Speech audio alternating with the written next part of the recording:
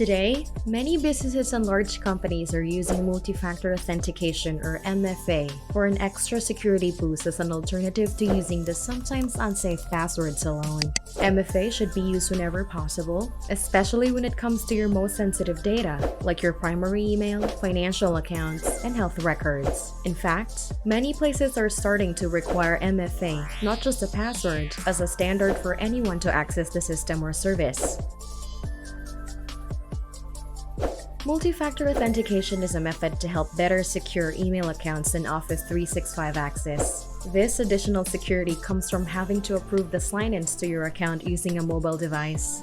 This way, if a scammer has somehow managed to get your password, they will not be able to access your email, since they will not have your mobile device to approve the sign-in.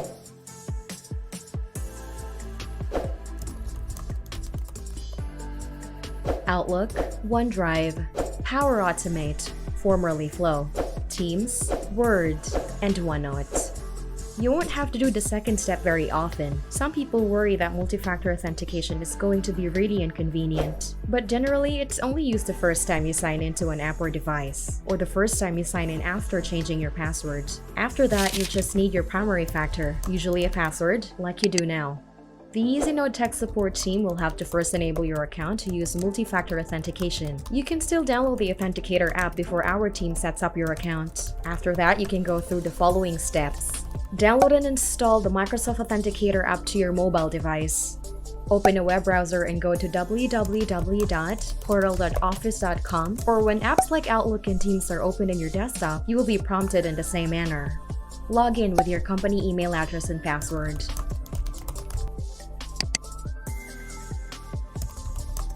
When prompted that more information is required, click Next. On the additional security verification page, set the following options.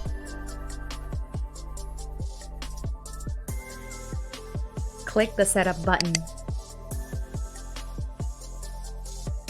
Open the Microsoft Authenticator app. Click the plus to add a new account. Select Work or School account. If you are asked to allow the Microsoft Authenticator app to use your camera, select Allow. Point the QR reader at the QR code on the web page. The Microsoft Authenticator app should automatically add the account. Wait for the portal webpage to verify the setup. You should get a pop-up on the mobile device asking to deny or allow the login.